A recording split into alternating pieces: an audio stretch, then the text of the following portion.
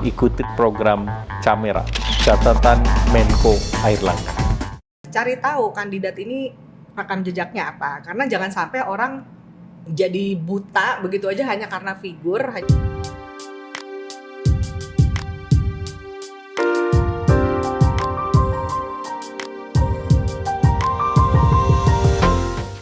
Sangat penting. Saya nggak tahu apakah itu masuk dalam riset itu atau enggak. Sekarang ini kan komunikasi itu menjadi faktor kunci. Gaya komunikasi seperti apa dari calon pemimpin itu yang disukai oleh anak-anak muda? Kalau di studi ini belum. Kalau di studi ini belum. Oh, Di studi ini belum. Tapi kita pernah ada survei 2018 lah ya. Sebenarnya kalau di cross check gitu, di cross tab gitu dengan pemilih yang muda, ya memang lebih suka program-program yang sifatnya kreatif yang langsung ke masyarakat ya, apakah itu berupa bantuan sosial, kerja relawan, dan komunikasi yang ya karena kita hidup di era digital ya itu yang lewat konten yang lebih bisa menangkap bahasa anak-anak muda ini dan lebih mudah dicerna lah, tidak lewat model-model seperti dulu yang mungkin sebatas ya udah panggung-panggung atau yang masih model-model biasa seperti itu. Jadi kreativitas dan bagaimana mereka menggapai atau menjangkau maksud saya kelompok-kelompok anak muda ini juga menjadi penting. Nah makanya perlu kerjasama juga nih. Ya partai nggak sendiri. Kalau dia pun ada sayap muda, ya sayap mudanya kerjasama dengan organisasi anak muda juga yang ada di luar parpol seperti itu. Mbak Dinda ini kan sebagai seorang peneliti, ya akademisi juga, intelektual juga. Kalau melihat hasil-hasil studi-studi itu dan juga mengikuti dinamika politik yang ada sekarang itu, sebetulnya apa sih pesan Anda untuk partai politik dan juga untuk calon pemimpin yang akan datang?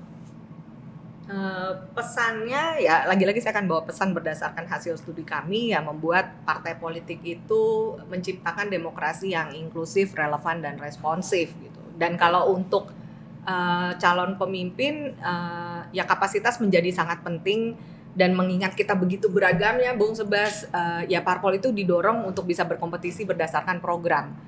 Jadi bukan identitas lagi. Saya mengatakan ini bukannya mendinai bahwa identitas itu penting gitu, bukan. Tapi artinya identitas itu penting.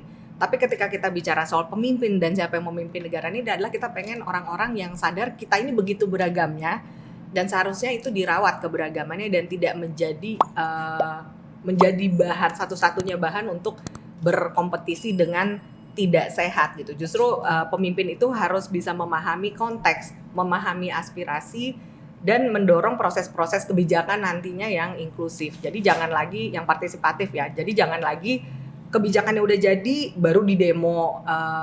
Ya meskipun sebenarnya itu demokrasi ya. Tapi kalau terus-terusan seperti itu kan berarti kita tahu ada yang salah nih dalam proses kebijakannya. Kenapa orang tidak disertakan sementara undang-undangnya ada. Partisipasi itu harus disertakan dari awal. Nah, parpol harus berbenah diri karena kalau pertanyaannya kayak Bung Sebas tanyakan lagi kayak perempuannya ada di mana atau hal-hal lainnya, saya rasa memang parpol itu memang belum belajar dari sudah belajar, cuma belum maksimal. Pasti sudah. Masih dan ya. Makanya itu butuh kerja bersama, nggak mungkin cuma parpol aja gitu. Kalau pesan untuk anak-anak generasi milenial, generasi Z dan juga perempuan apa? Kalau untuk anak muda ya untuk apa ya? Bebas menjadi dirinya dalam artian gini, dia menjadi individu yang bebas dan bertanggung jawab dengan pilihannya karena ketika dia bisa berkiprah artinya itu adalah pencapaian tidak hanya untuk dirinya tapi bermanfaat untuk lingkungan sekitarnya. Dan apapun kiprahnya ya nggak melulu di partai politik juga, setiap orang punya pilihan yang bisa memberikan kontribusi untuk bangsa ini maupun untuk pengembangan dirinya. Kalau untuk perempuan ya untuk meningkatkan kepercayaan dirinya karena itu juga salah satu catatan. Saya percaya setiap kita ini punya kelebihan juga dan memang butuh lingkungan yang kondusif untuk itu. Jangan lagi perempuan jadi takut untuk berkiprah karena bias gender, interpretasi atas agama maupun budaya yang ngawur. atau sistem yang patriarki, udah nggak zamannya. Dan ya semua ini membutuhkan kerja-kerja kita semua, termasuk teman-teman di media dan masyarakat sipil untuk mendorong kiprah semua orang. Ya, nah jumlah pemilih muda di 2024 ini kan mayoritas. Apa pesan penting Anda bagi anak-anak muda ini dalam rangka pemilu 2024?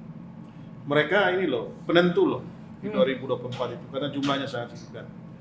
Apa pesan penting untuk mereka? Memilih dengan cerdas. Memilih dengan Pilih dengan cerdas dan bijak ya. Artinya yang pertama tentu dorong supaya ya mereka harus menggunakan hak pilihnya ya. iya, itu yang paling penting. Kalau banyak tapi nggak menggunakan hak pilih, meskipun buat saya itu kemerdekaan mereka memilih untuk tidak memilih. Tapi artinya mereka memilih untuk tidak mendorong perubahan, karena nanti yang terpilih mungkin adalah orang-orang yang tidak sesuai. Itu benar banget Bung Sebas, itu poin 1. Tapi ya kalau memilih ya do your homework. Maksudnya apa? Cari tahu kandidat ini rekam jejaknya apa. Karena jangan sampai orang jadi buta begitu aja hanya karena figur, hanya karena tadi kan dibilang hanya ada pertimbangan figur, program, atau karena pilihan keluarga, pengaruh keluarga.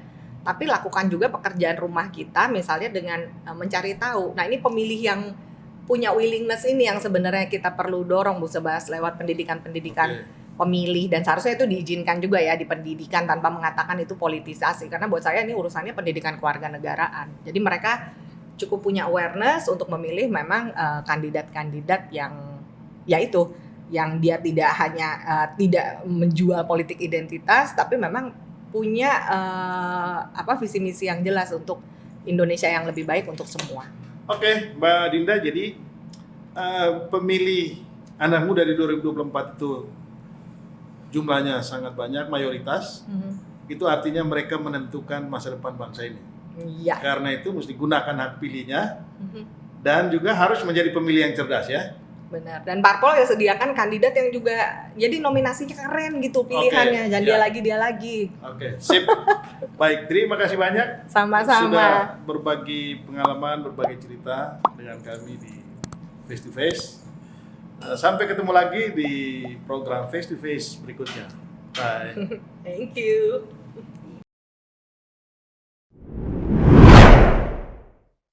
Ikuti program Camera, catatan Menko Airlangga.